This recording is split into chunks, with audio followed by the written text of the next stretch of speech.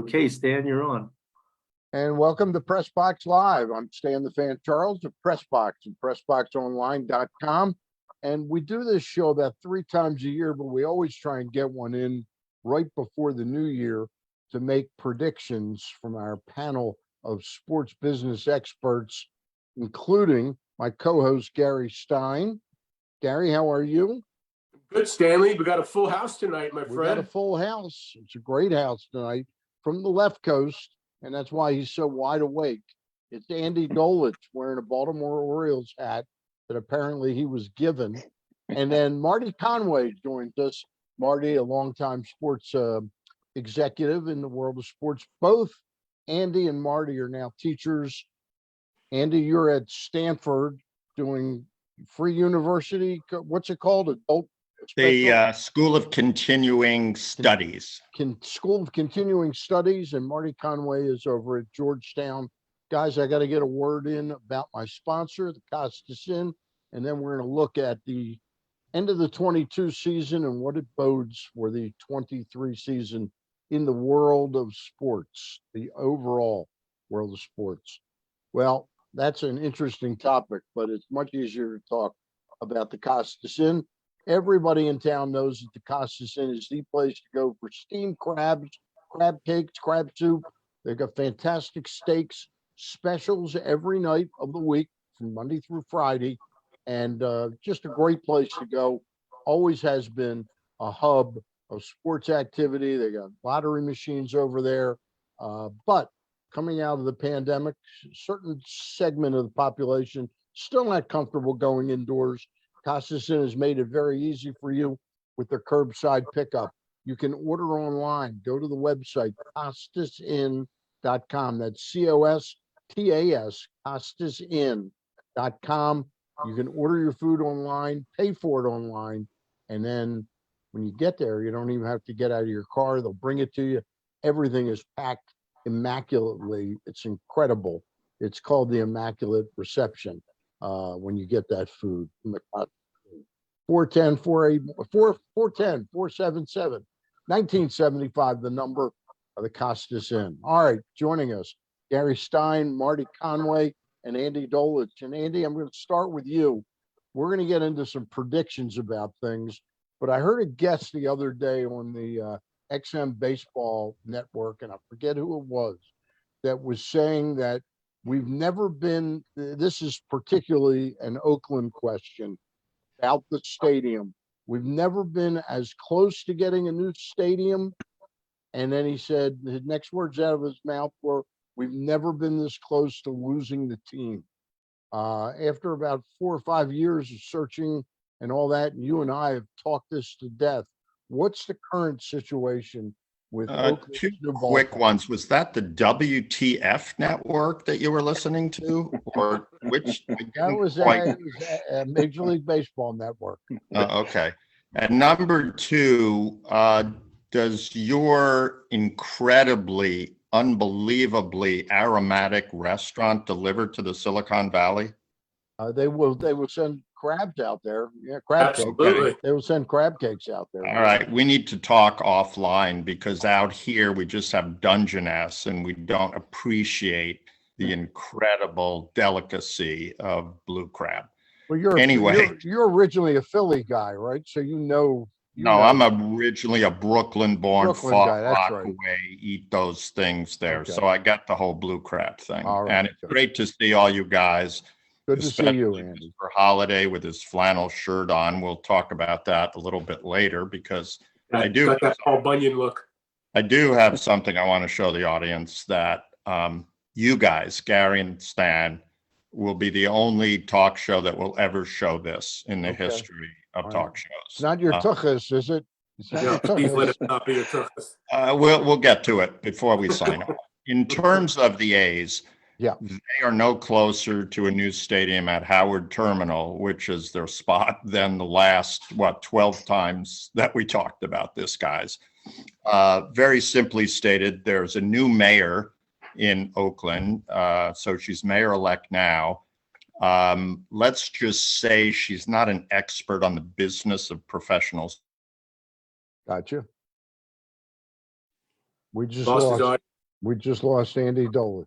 Andy, we just lost your volume. Unbelievable. My suggestion, Andy, is for you I to don't like that. So go There to we go. Marty and I'm moving to another location. go ahead. Go ahead. Now you're back on. Now Okay. I'm back on. All right. So you were at the point of the mayor, And she's not a not a professional sports expert. sports person, She's business not a person. sports person, and she's got massive problems like any other mayor of a major American city. John Fisher continues to play the role of Howard Hughes. He does not talk to anybody. He speaks through Dave Cavell, the president, and Dave has been mute for about 3 months, Okay. which is a bit odd. And so John Fisher has not invested in the stadium yet. He's invested a lot in artist renderings, but you can't sit or eat an artist rendering, I don't think. So with the assistance of the commissioner, Rob Manfred said, well, this is critical. This year, boy, you know, if there's not a decision, I'm really going to be upset. Right. Right. Great. And he said the same thing in Tampa, and he said the same thing in Oakland for multiple years.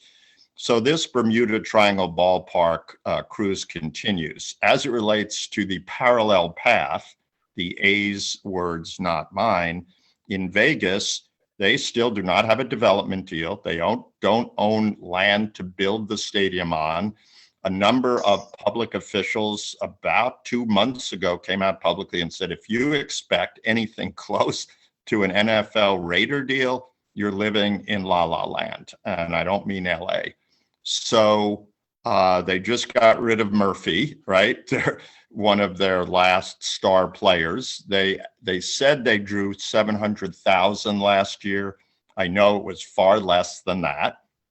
And they don't have a quality team.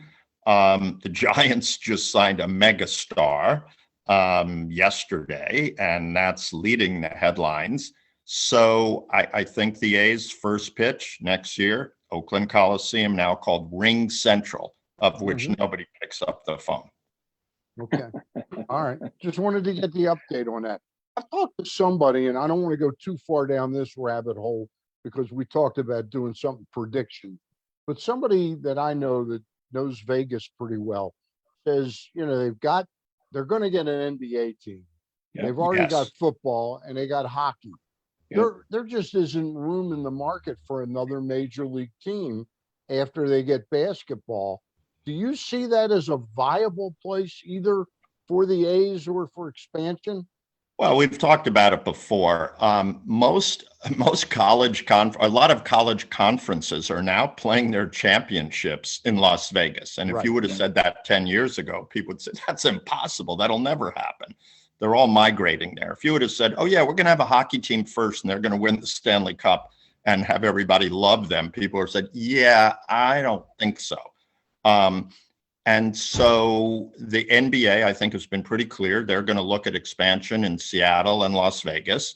The Major League Baseball has said until, Rob Manfred, until they have a new stadium underway in Tampa or solution in Tampa or Oakland, they can't expand their league. The league is looking at expansion. And I never got this, guys. If you're going to expand in North America and you let the A's go to Las Vegas without a relocation fee, and they've had one, they don't have one, they have one, now they don't have one, that could be 500 million. So you're taking Vegas off the board. You're taking Vegas off the board as an expansion market. Makes no sense. And the last two things I'd say there, you must play in a convertible dome stadium. And if you don't, if you guys are broadcasting the game, ladies and gentlemen, the temperature at first pitch is 118, but it feels like 123. And you're playing 81 games. And in Las Vegas, let's be real, if you suck in anything, entertainment, music, business, sports, it's yesterday. If you suck with 81 home baseball games, it's different if football fans come in to see their big game against the Raiders. Okay. It's an overnight, 2 nights, boom. you're going to fly from some city where your team is terrible to see another team terrible in the middle of the week? I don't think so. Marty, before we turn it over to Gary for a couple of questions, your thoughts on Las Vegas viability for Major League Baseball? Do you see Yeah, it's it probably, eventually? You see eventually getting a team? I think it's the most difficult of the sports to be there. And I think some of that has to do with the glitz and glamour that goes around it. Andy's spot on. The NBA has built a really nice summer league process there, and they have road tested what it would be like to have basketball there, and it's been successful. Hockey clearly is a part of that. The NFL speaks for itself. Major League Baseball doesn't have that je ne sais quoi around gambling and all those other components. So I think it would be an awkward fit, and I would think baseball might look at some other markets potentially that would be maybe not necessarily as good financially, but maybe better for the game. And I do think they also want to expand outside of the lower United 48. States. Yeah. Give me Mexico City. That's a whole other aspect. And my good Yep. friend Dave Stewart is leading a group in Nashville that is making Yep. some quality noise in Right. Nashville, because Dave was told to go away from Oakland, where Right, it was right. only a god. The last thing I'd say about the Vegas opportunity, the Las Vegas Aviators, currently the A's AAA team, play in a beautiful stadium built by the Howard Hughes Corporation. Notice that John Fisher, Howard Hughes. Mhm. We don't talk to anybody. There's enough dates. Why don't they just play there? It's a 10,000 seat stadium. Fine. You want to move there until you figure it out. Right. Gary? One thing I've always wondered about, Andy, I'll just toss this to you real quick, and then I got something from Marty. But, whenever expansion is talked about in any sport, really, the cities that you just mentioned, the Nashvilles of the world, the Mexico Cities, perhaps, et cetera, they always come into the conversation. Vegas, obviously. You know what city never gets considered, and I'm wondering why that is, because it's one of the top 10 biggest cities in the country, if I'm not mistaken, or right there, is San Antonio. Yeah. San Antonio has only one major professional sports team, yet it's one of the biggest metropolitan areas in the country. And I've never been to San Antonio. Maybe you have, maybe you haven't. Why Yep. is that? Why doesn't San Antonio get mentioned as prominently? Well, part of it is just what you talked about. And I think Marty used it, je ne sais quoi. I'm not multilingual. I can't even speak English very well. But can't it even- doesn't, when you think about the Spurs and the quality that they've represented over decades, and Greg Popovich, it's also football country. And you look at that in Dallas and Houston and high school football and college football. But I would always look at demographics. Where have sports been successful? And that's one that has a much wider opportunity for expansion than, let's say, a Las Vegas, which is absolutely jammed up with teams and has a marketplace of, it's a service community. People go to work at 9 p.m., and they come home at 5 a.m. That's not a good equation. Okay, that makes sense. And Marty, let me ask you this one, and we can also turn it back to Andy too. UCLA played Maryland the other night. Maryland didn't play, but UCLA Maryland played. did not play. Yeah. Yeah, no, they didn't play very well. But ironically, I was reading, or maybe because of that, I was reading an article online today that said that the UCLA Board of Regents finally agreed to let UCLA, quote unquote, agreed to let them go to the Big Ten. UCLA and is obviously scheduled to go to the Big Ten along with USC. But one of the conditions that UCLA has to meet is they have to basically pay reparations to the University of California, Berkeley, because there's going to be undue harm to Cal and the Pac-10 in general, I would assume, because UCLA is moving to the Big Ten.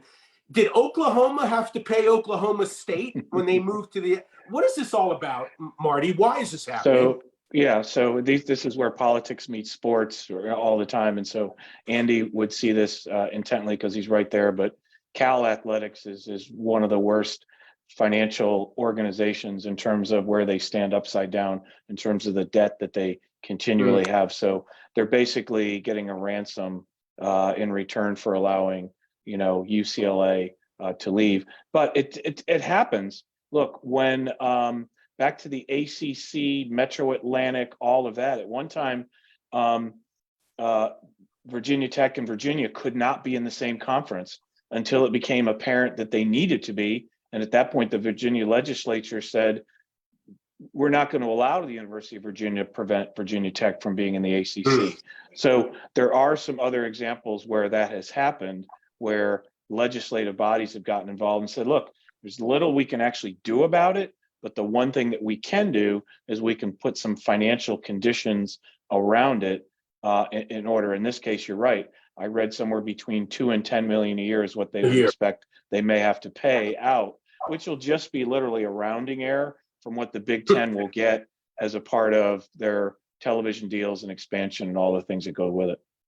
Gary brought it over to one of the topics I was going to get into, was this the Big Ten and what they've done by, you know, gobbling up those two schools. Do you think it stops where they are now, or are they like Pac-Man and they're going to end up at 20 teams? And when do they change the name of their conference to actually mean something relative to what they are? Marty, I'll start with you. Yeah, no, you mean like the Big 12 that now had 16 and Right. all of that? No, they won't change it. No, and I look, the one school that I see out there, I do not think the Big Ten will, they may pause for now, but I don't think it will be over. The one school that you have to watch is what I refer to as the University of Nike, and that's Oregon. And, you know, Phil Knight is not going to be left out of anything. He's not going to have his university left out of an opportunity to repeatedly play for the national championship in football. So I don't know how that comes to pass, who goes in with them or how that works out. But ultimately, I think they're a part of that equation. But no, look, the Big Ten, as they're now 18 schools headed to 20, it's the first of what we'll see as probably 3 national collegiate conferences, the Big Ten, the SEC, and then you're going to have to fight between the ACC and the Big 12 as to how that works out. But there will be 3 big conglomerate college conferences that will be national in scope. Recruiting, one of the things I'm sure we'll talk about with predictions is name, image, and likeness, because I just saw that in South Carolina, they have passed a legislative condition again that will allow any university whose athletics department generates more than $50 million, which many of them do, they would be allowed to pay their athletes a stipend, just like work study. And so in addition to, so if they practice 30 hours a week, they may make $18 an hour for their practice and play. So this has no end.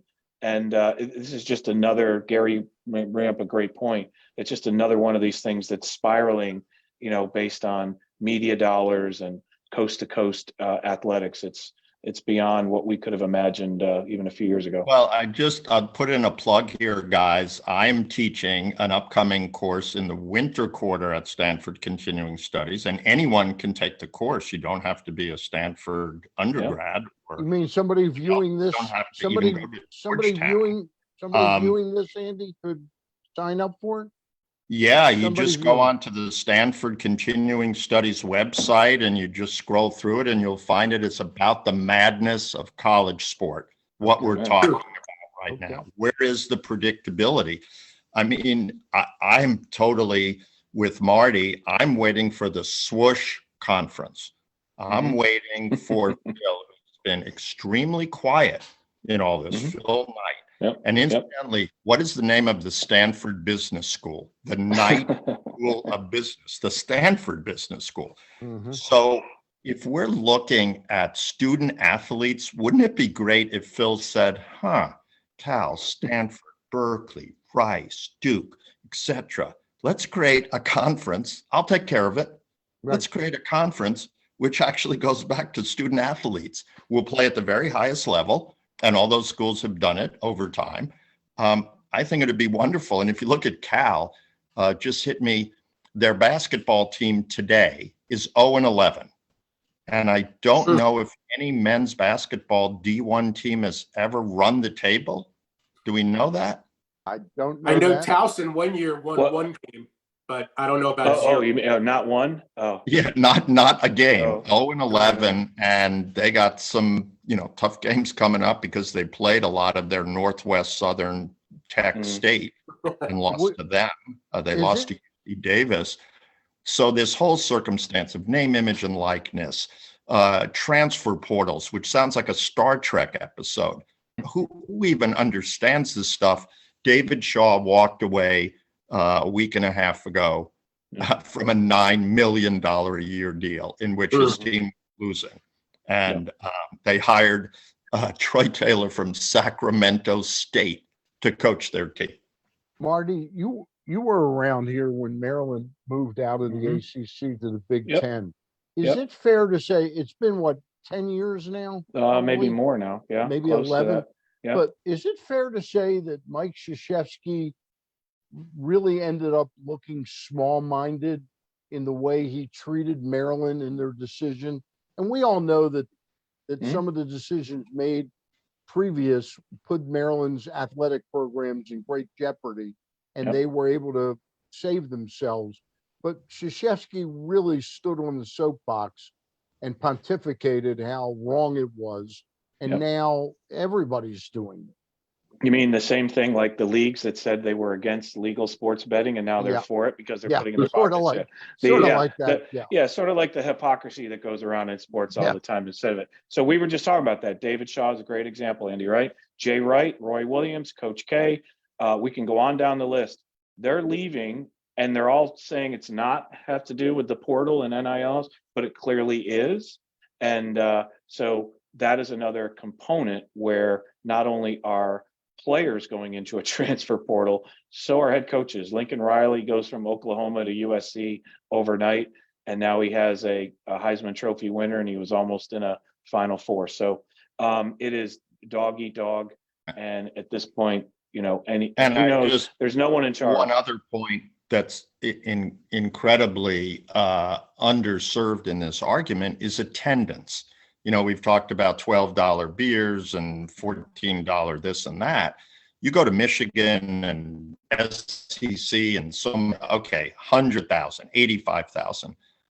2 or 3 weeks ago, Stanford played a home game at 8 o'clock, which was pushed to 8:38 against BYU. Holy mackerel. You know, nobody was there. 12,000 people. And so you look at the attendance. I go to Stanford games, men's basketball, women's basketball, which is still one of the best in the country. Half the attendance that they used to have. Same thing at Cal. If you have a 60,000 seat stadium, of which they're in the whole 375 million that Marty talked about to build that new stadium, which will never pay off, and you have 35,000 empty seats a game, you're screwed. Go ahead, Marty. Hey, yeah, no, what I was just going to say to that point is that, look, Adam Silver came out several years ago and said he wanted to see the arenas in the NBA become sort of the equivalent of TV studios. He wanted to see them all lit up. He wanted to see all these things.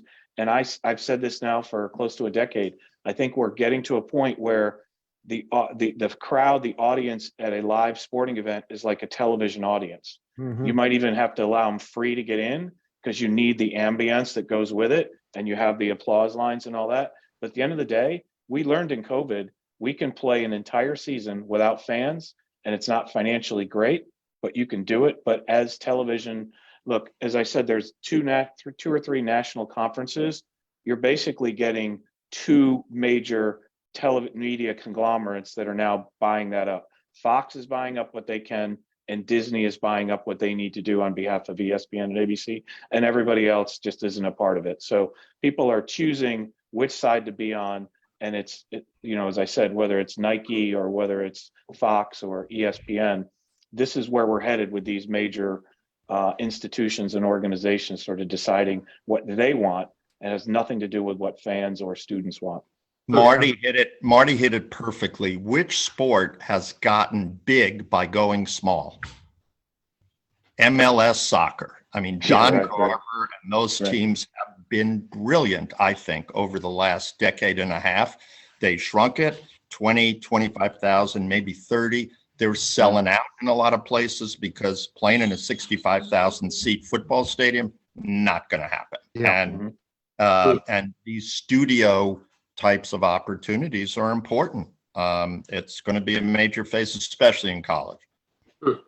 Let me ask, Andy, is there ever a world, just staying with college sports for a minute, it's almost unrecognizable even from what it was 5 years ago. Is there ever a world where college sports can remain tied to the university, but it's like a professional sports league for 18 and 22-year-old kids, or whatever the age is? And my point is, depending on your conference, each team in the conference has a salary cap. And you fill out your roster with the salary cap. You can pay the quarterback $1 million. You can pay the long snapper $50,000, whatever it is. Their college degrees are counted as part of the salary. They're on their own to get the NIL, all that stuff. But is there ever a world where that could happen? Because I think it's apparent to the sports fan that there's not a lot of amateur standing left in college sports. It's just a stupid facade that nobody really thinks. Gary, I think it's already starting to happen. When you look at a high school junior hypothetically getting an NIL deal for $450,000, going, college? Why should I go to college? I'm playing in D League. I'll go to Europe. I'll do this. I'll create my own team. We'll travel around the country. You look at people, you mentioned it, Phil Knight, T. Boone Pickens, these general, gigantic billionaires that are helping in the right way. They're helping college sports programs. Will they leave the ivy-colored walls of colleges, and create something that is unique? I think it's a very real possibility. That would be fascinating. Marty, let me, at the danger of turning on to another topic real quick here, because I know the college sports is a big one, but let's go to NFL football. The Ravens and Lamar Jackson. This is the contract that nobody seems to stop talking about, or the lack of a contract that nobody can stop talking about.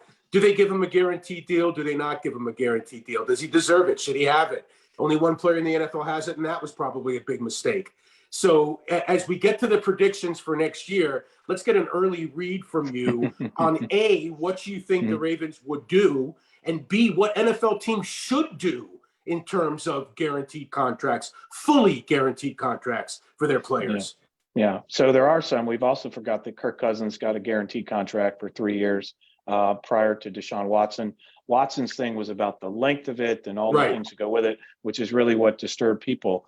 Will Lamar Jackson get a guaranteed contract? If he wants one, he'll get one, whether it's from the Ravens or somebody else. If he is determined through his representation of his family, his mom, to get that, then he'll get it. If that requires the team to move him someplace else, if they aren't willing to do it, I'm not sure.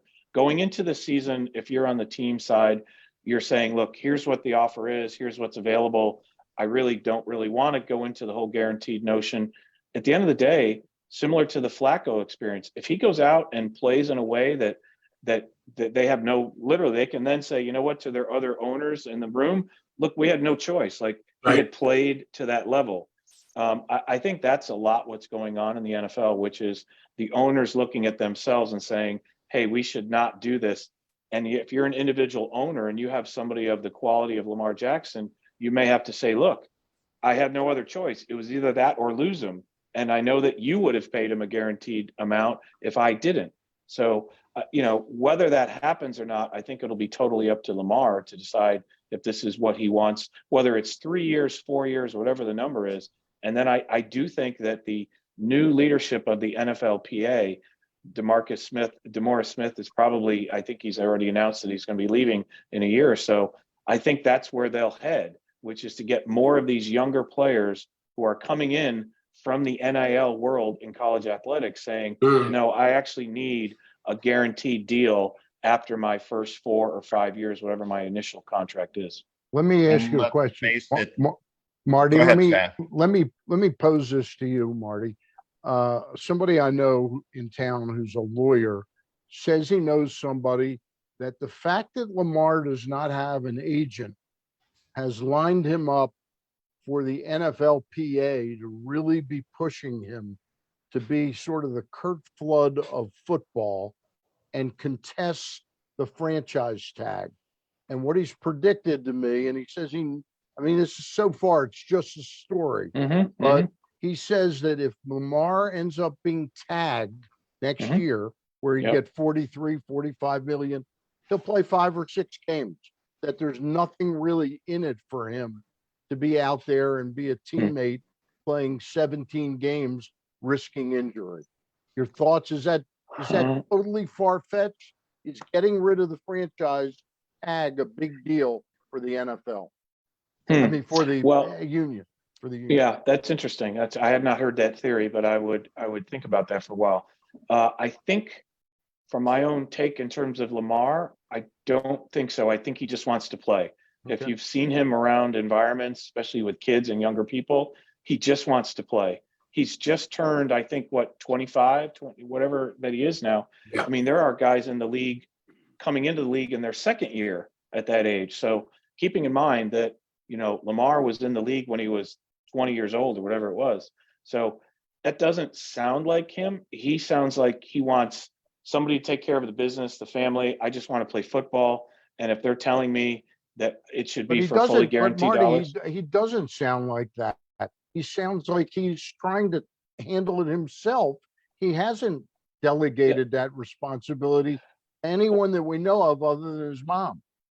Yeah, well, so. And that's not to denigrate his mother. No, not at all. In fact, I think when he had his little dust up with his tweet, vulgar tweet the other day, you saw the fact that he didn't have an agent, I think actually hurt him, because I don't think his mother, whoever, thought that was necessarily a bad thing. So he didn't feel like he needed to come right out and address it. So my point was about Lamar. From what my observations have been, he's in his element when he's around young people and kids and just throwing footballs around and doing things like that. I think he's keenly aware of what the economics of this are.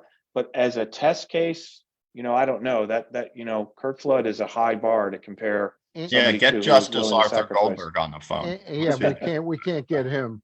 Andy, would that be a big deal for the NFLPA to be able to get that out of the way, the franchise tag, or is that? Oh, I think you put a tag on anybody, it's wrong. But why we love sports is it's completely unpredictable. Yeah. And here we have 4 gentlemen who have 912 years of experience.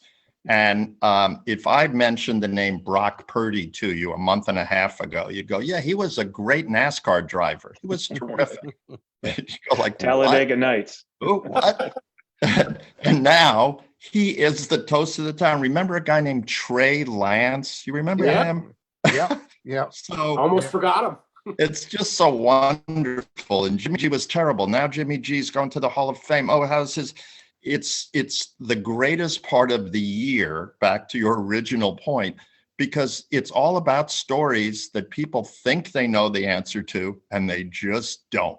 And that's why I think people love sport. And in the NFL situation, when, Marty, correct me, but doesn't the NFL have like $55 billion worth of in-the-bank media deals done?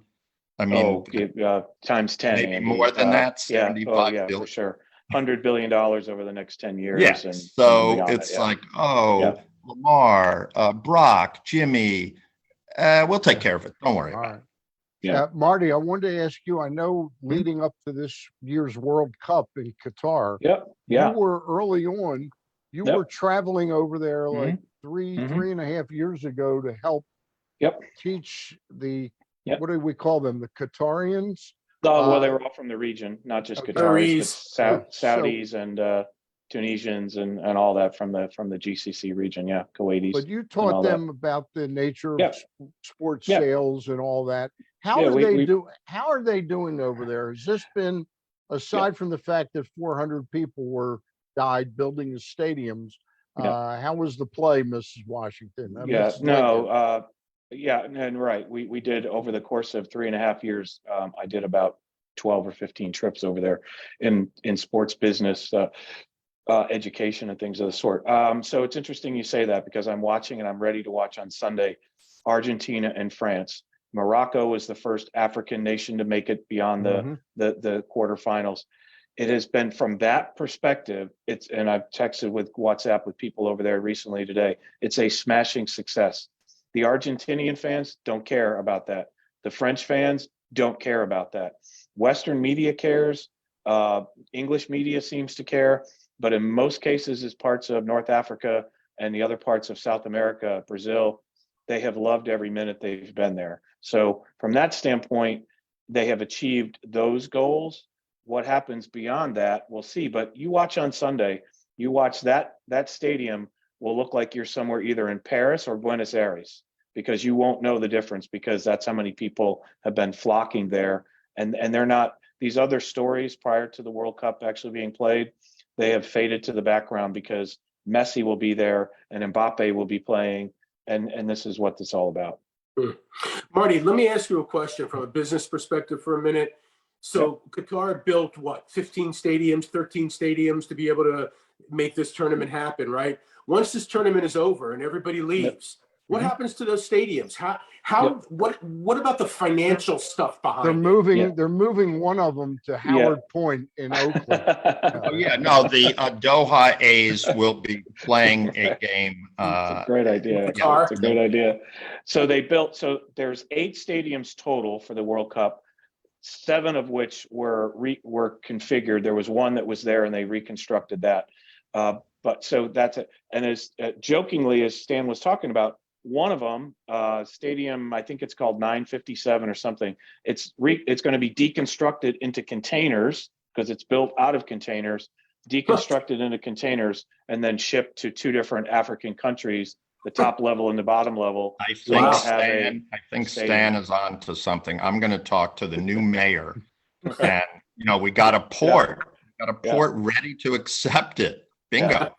The key point, would they still be able to use the gondolas to get people parking there? No, but we'll have the gondolas from Lake Merritt. They'll be rowing people across, and they'll have. Hey, Marty, when you get a chance, would you send me some information on that stadium? I want to talk about that in the Absolutely. You can see it. Yeah. Story. So they have a few, and also next year they're hosting the Asian Cup, which is kind of the version. It's another soccer tournament. So they'll plan to continue to do some of that. But long term, quite honestly, they want to be a co-host with another country of an Olympics. And we see it now. And I would just say the 2 sports that have continued global growth, basketball and soccer, because anybody can play. You can learn the game by yourself. It doesn't cost anything. You can play with rags folded up. Forget about all these other sports talking about growth. Yes, they have it. But those 2 sports, nothing can touch them in terms of continued global growth.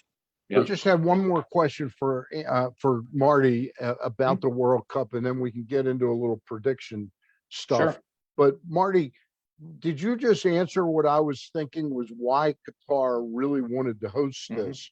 This is to be, their goal was to say we can pull this off and to pull off an Olympics in the next 20, 25 years. So in addition to the stadiums, they built a brand new metro system that they didn't have before. They expanded their airport. They expanded a couple of ports, LNG ports, liquid natural gas things. So the World Cup, 12 years from when they got it in 2010 to played in 2022, it's just a part of what their overall development scheme was.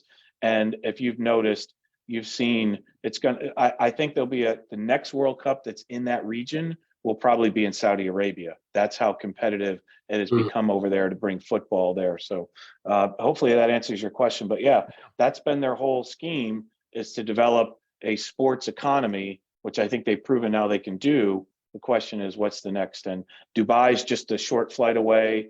Abu Dhabi's a short flight away. They've got Formula One. It's the amount of money in the region for sports would dwarf what here in the U.S. Stanley, let me ask Marty one more question on that, because this part of the world is very interesting to me in general. I'm Jewish, obviously, and Israel is dear to my heart, and all those countries are next to one another. Whose vision is it, Marty, in the Arab world to become modern like this? Like this couldn't probably have happened 20 years ago. So what's happening behind the scenes? Who's doing this? Second and third generation royal families coming into power. The Emir in Qatar taking over for his father. You have, Crown Prince in Saudi Arabia taking over. They've recognized, Gary, that the natural gas and oil can't just continue. They know what their limits are. And so they're trying to develop other elements, real estate, entertainment, other aspects of it. So it's these coming generations who are coming to power in countries where they are the royal family, making the decisions that we can't because of our political systems to invest like right now in those kinds of things. So that's really what's driving it in several of those. Bahrain is another place too, which is doing the same type of thing. Andy, it seems like they've got a hell of an idea there. You get the slaves to build the stadiums, then they sell the stadiums to the cities in the US. You look at what China did for their international events, Olympics and stuff like that. You have the money. I think China spent, Qatar spent what, 300 billion. I think China spent 500 billion, you know, just chump change. Yeah, Yep, unbelievable. exactly. Hey, Yep. Andy, you threw out the idea of making this sort of a prediction show. I know we end up going far afield before we got the predictions. Surely you had an idea or two. Well, I things got we a can few. talk about. I'll start it off because Yep. we have an educated group here. The LIV Golf Tour, and I love this one when I ask people what it means, and they go, I have no clue. And then when you say Roman numeral LIV, they go, Yep. I never knew that. 54 So the holes. LIV Golf Tour will present any player recording an ace with $1 million worth of gasoline, free petrol. That's going to come out. An NFT of Dr. James Naismith's original basketball will sell for $478,000 next year. There won't be an earthquake at a San Jose Earthquakes game. I'm guaranteeing that. And I don't know about that, Andy. well, okay. A graduate of Cal or Stanford men's or women's golf team will win a major in 2023. And Steph Curry will break his single game scoring record of 62 points by putting up 74. Despite his injury last night, After he we know comes how back. bad it is. Well, I don't know how bad it is, Hurt but his even if shoulder. it's bad, he'll play with his other hand and still Okay. score. All right, that's a good point. And Brock Purdy will sign a contract for less than $360 million. Like Wait, Stanley, let me ask Andy one thing. Andy, what are the chances of the NBA making a 4-point line 39 feet from the basket or something like I that? think they should do it. I'm going to send you guys. I had an artist friend of mine do the Steph Curry line, and it's the 3-point line, but it goes to half court on both sides. Right. That's where he could shoot it from. And Clay, Clay is probably a better jump shooter, although he's not back in form, than Steph. So 4-pointer could be. Why not? Marty, you have any predictions for the year Yeah, ahead? absolutely. Absolutely. Are any of them more doable than Andy's? Yeah, possibly. It's possible. Let me just, before I make my predictions, let me point out a couple things. Currently, there are at least 10 professional sports teams for sale, at least. That's what we know about. Some of the biggest, right? Manchester United, Liverpool, all down the line. I think this might be the year that we see more pro sports teams change hands than any year in the last 20. And I think that has something to do Very with interesting. the cost of the team Mhm. operating and some of those other elements. How about the age of the owners? Yep, Yeah. absolutely finding it. Second thing is we now have for the first time 10 major league players with at least $300 million contracts for the first time. 3 of them play on the same team in the New York Yankees. So the age of the $300+ million contract is here to do that. I do think in realistic potential this year, or at least if not this year, certainly in the next, we'll see the first woman head coach of one of the 5 major pro leagues. I predict it'll be likely the NBA. I think it quite Are honestly you could be. predicting this for 2023? Yeah. And Okay. I would say if I were to look at a place, I'd look at San Antonio. Mhm. If Greg Popovich decides to step down, I think there's no question that Becky Hammon, who left and went to Vegas and won a championship in the WNBA, would be that person potentially. The other thing I'll tell you is I think that the NBA will probably set another new record with a new television deal that will bring them close to $7 to $8 billion a year as they strike new TV deals as well as streaming deals, not just in the US, but globally. They might be the first league again, following what MLS has done in order to do a massive global type television deal where if you're sitting in South Africa or Portland, Oregon, you can tune into your game just as As we easily. talked about before, yeah. Yep, for sure. Guys, So some of those are predictions. And some of them I are just have amusing. one more before we leave. Go ahead. Just Go ahead. one more before we leave. Yeah. Okay, I predict. Who said we were leaving? Who said we were leaving? Oh, we're staying? We're We're staying? staying a couple more minutes. Yeah. go Okay, ahead. well, then can I jump in now or should I wait? Go No, ahead. you can No, you jump. jump in right now. I predict that an entrepreneur with previous promotional experience in multiple sports will create the first lightweight wearable menorah for the first night of Hanukkah coming on Sunday. And I'm debuting it on this show. On I this. love it. That's Look at all the great. colors. You know, it's funny. I was just going to compliment you on wearing only one hat tonight on the show, and now What do we you've gone and think? done it. That's wild. Now, who's I- supposed to light that, Andy? You? Oh, it doesn't light. It's Oh, for it doesn't kids. light. Okay, I thought No, it did it light. doesn't light. I think it'll be all the rage with all the kids. Okay, Absolutely. it Absolutely. comes from me and my brother. That's if we've named ourselves the Meshuggah brothers. All right. Okay, That's so great. That's great. you Hey. just go to meshuggahnorah.com and order early. Couple questions I'll ask you guys, the experts over there. Gary, as I'm asking mine, if you come up with a couple that are interesting to you, feel free. I'm I just wanna listening ask you- right now. Will Brittany Griner play again? You're asking wow. me or you're Yeah, asking Gary? either one of you. Will she Oh, yeah, play again absolutely. in the WNBA? Not only Yes, that, will yes. she play? It will be some sort of Netflix special as well. The making of Brittany Griner, the return to it. It will be the biggest thing in the WNBA.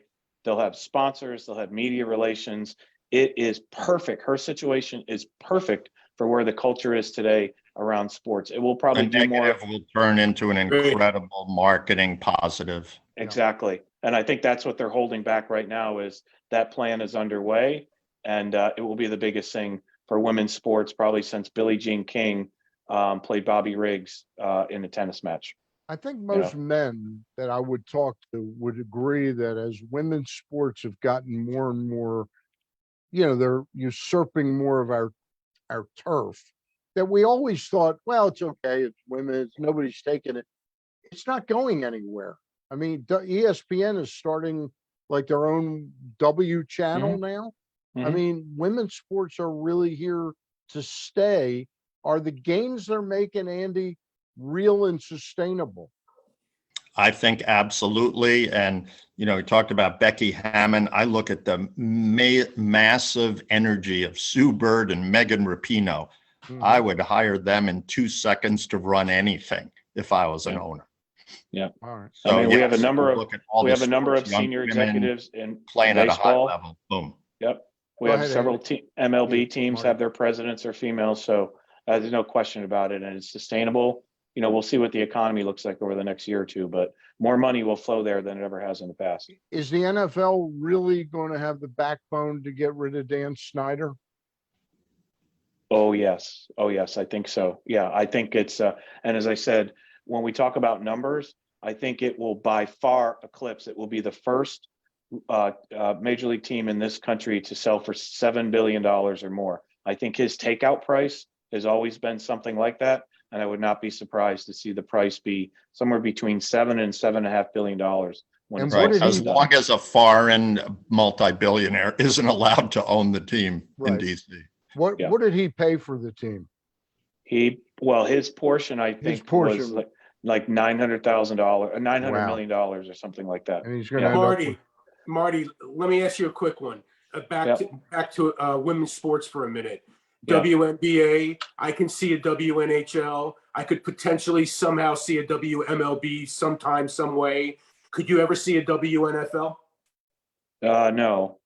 Look, I think the WNBA stands on the shoulders of the NBA financially. That's for sure. Yeah. You've seen women's soccer struggle independently, women's hockey struggle independently. So there's a market for it. It just cannot. It might be regional. There might be certain parts of the country that will support it. Like, for example, Boston has no professional women's teams, right?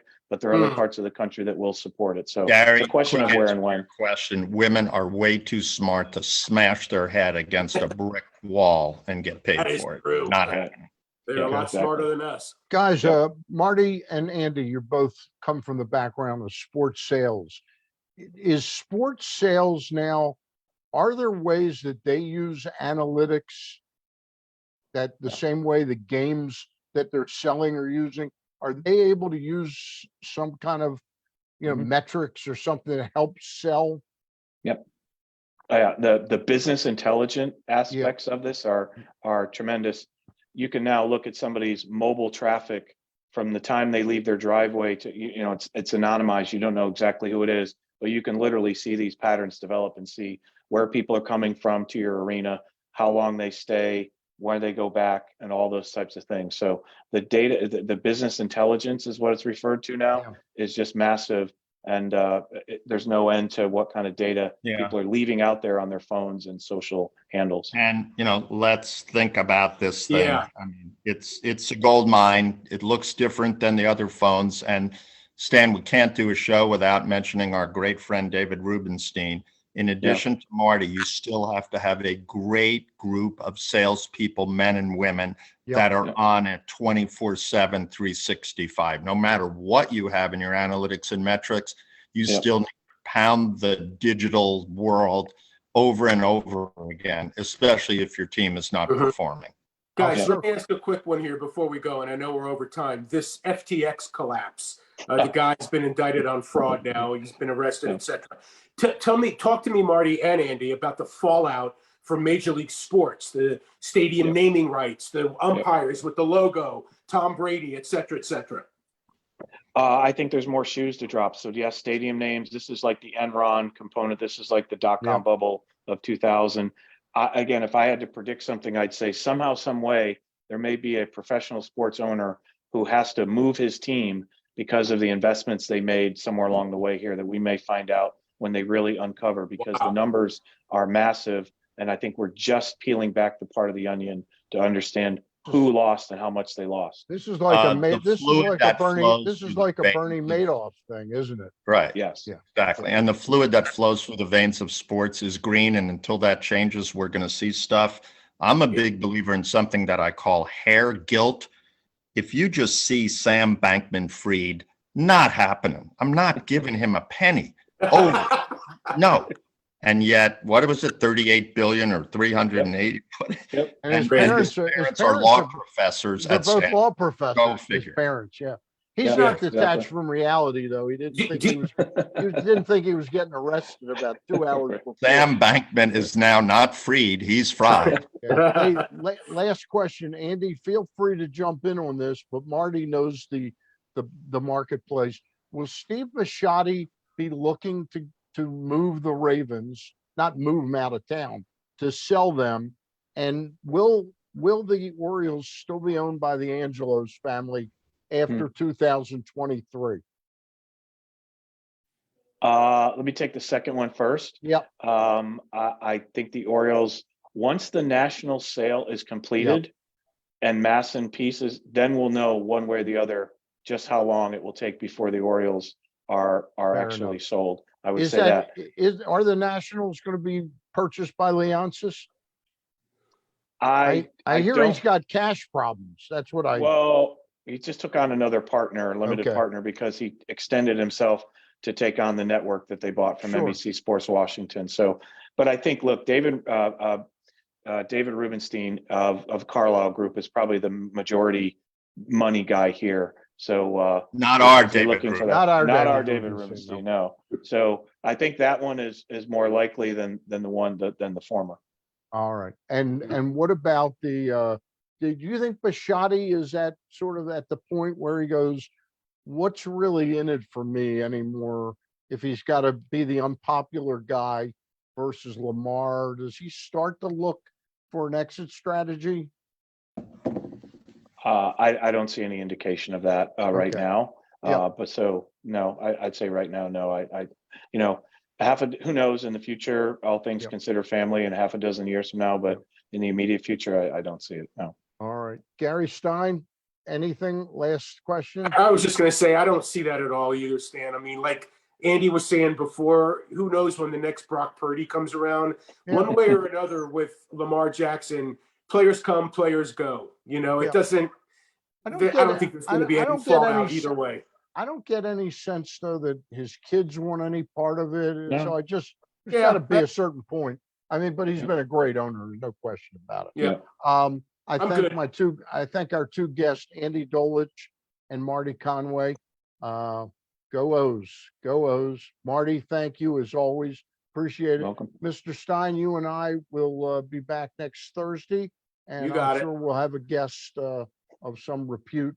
But not like these guys. Not like these guys. No, not like these guys Not at all. for sure. Remember to get your holiday shirts from Marty and your Meshuggah from Andy. Have a great holiday, everybody, no matter what holiday, and a healthy 2023 to everybody in the press box world.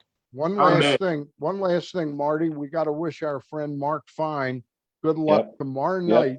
His Oh. Las Vegas Desert Dogs Okay. take the field, and the game will be broadcast on ESPN2.